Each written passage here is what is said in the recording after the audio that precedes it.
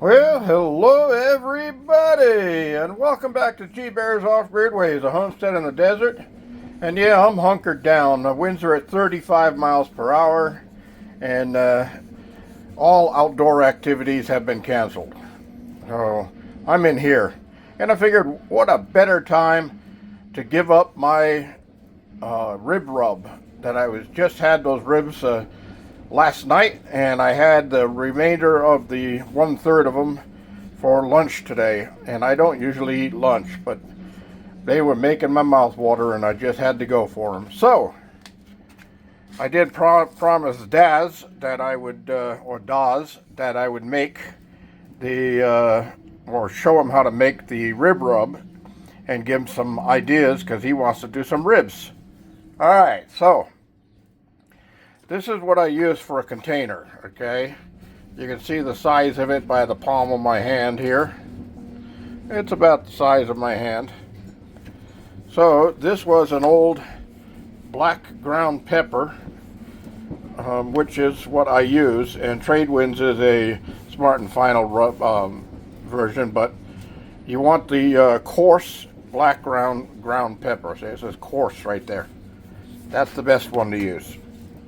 The fine one, it works, but because it's fine, you end up with twice as much of it than you actually need for the recipe. So go with the coarse. All right, so you can see this is not full because I did use some last night.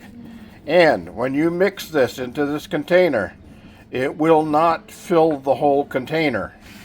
It will probably still have a space on the top, and you need that because before you use this and while you're using it, close the cover on it and shake it up well.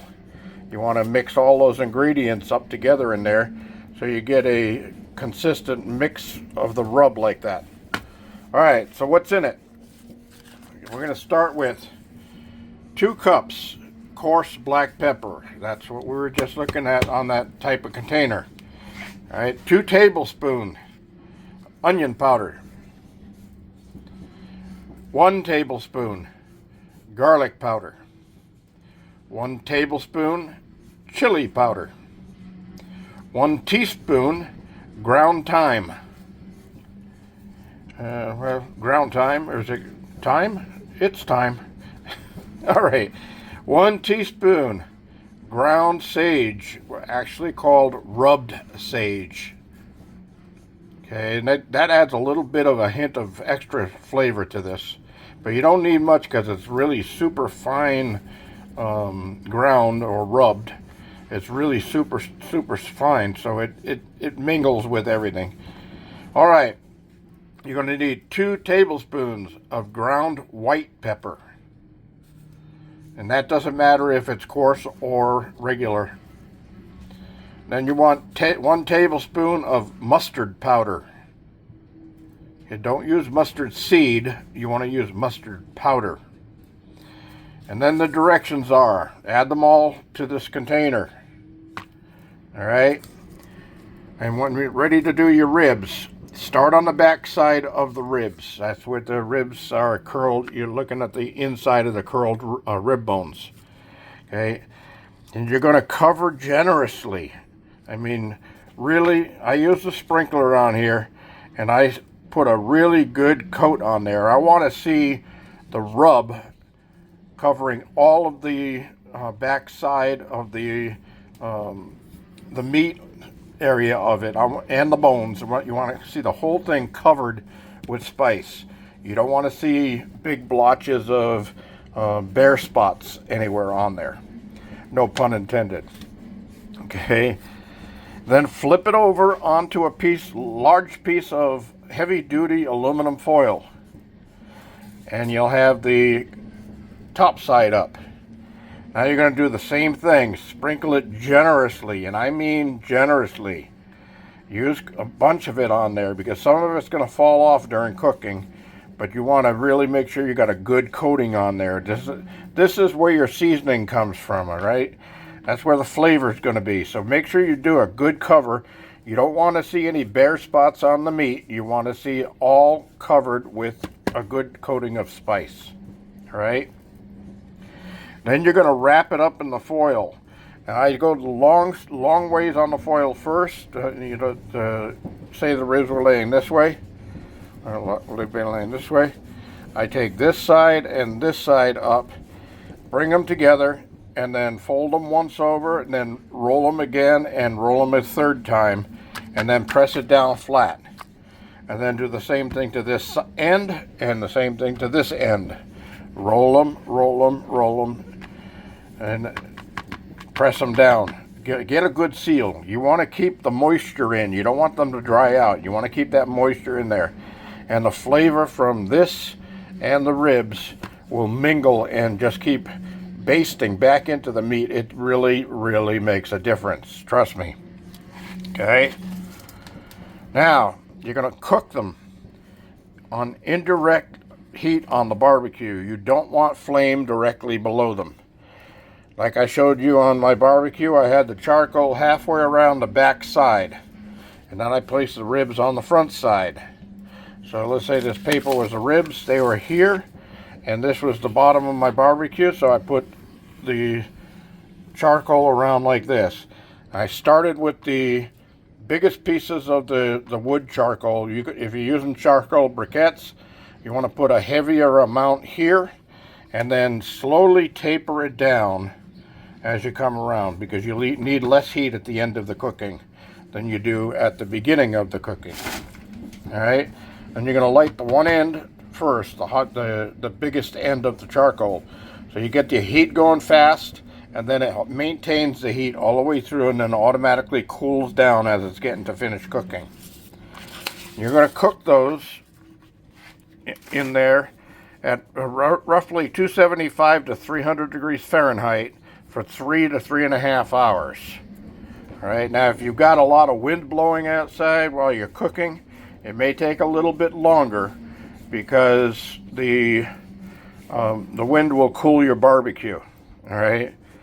So remember, 275 to 300 degrees, 3 to 3.5 hours. Now, cut open the top of the foil and add a sweet barbecue sauce. It's something that's a nice sweet one, because you've got plenty of spice in there.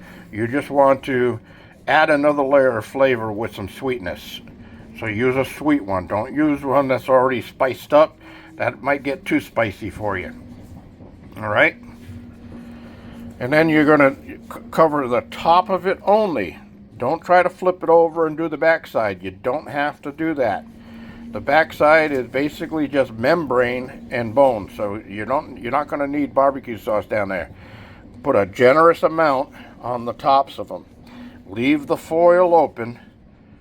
Put the cover back on your barbecue, or close your oven, and cook for another 20 minutes or so.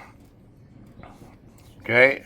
When you open it up, you want to see that the color of your barbecue sauce has gone from a reddish color to almost a brownish color. You want it to be dark and caramelized.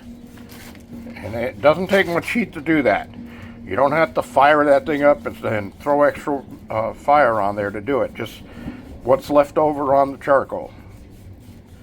All right? So with you're not going to close the foil up. You're going to leave it open after you put the barbecue sauce on. All you're going to do is caramelize it, and that gives you the final product. Now you're going to need 2 sets of tongs to pick that thing up out of the foil, going in from one end and the other end, because those things are going to be so tender they're going to break apart on you, which isn't a bad thing. But if you want a nice presentation at the table, you're going to use 2 sets of long tongs, so you can go under one end and under the other end and pick it up off the foil.